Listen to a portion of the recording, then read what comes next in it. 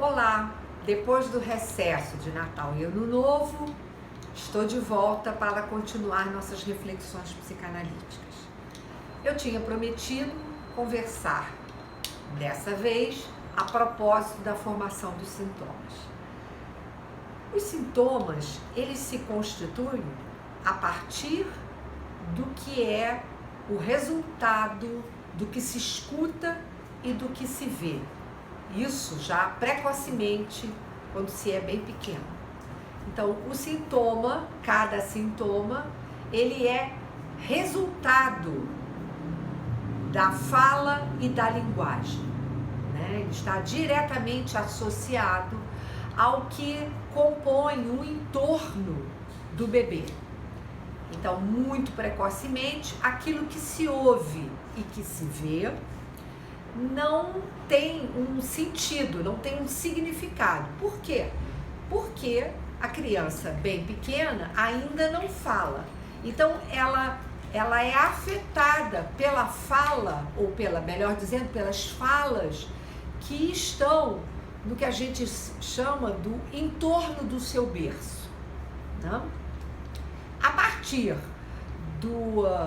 da interação da criança com as pessoas que compõem o seu universo, né? O universo da família, a criança vai adquirindo a fala por identificação com o outro, com quem ela interage e em quem, sobretudo, ela tem uma relação de confiança e dependência, né?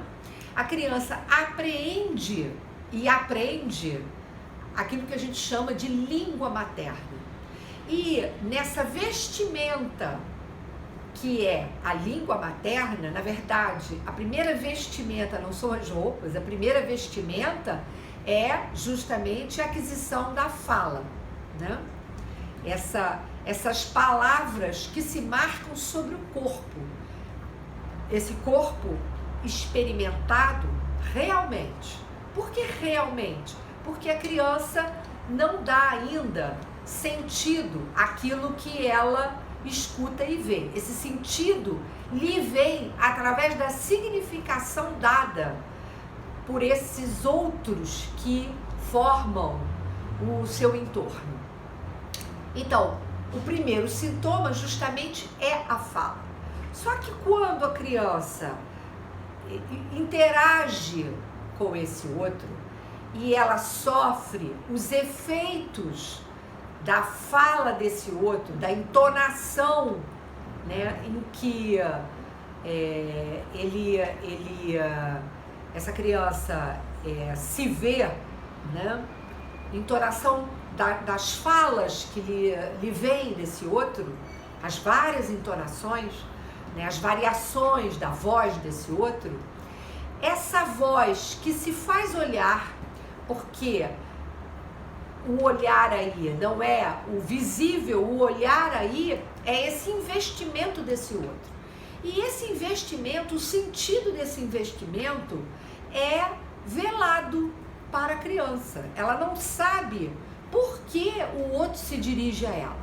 Ela sabe que ela tem um lugar do lado desse outro, mas ela não sabe que lugar é esse. Então, ela apreende a fala a partir desse enigma, que é a significação que lhe é dada no desejo do outro.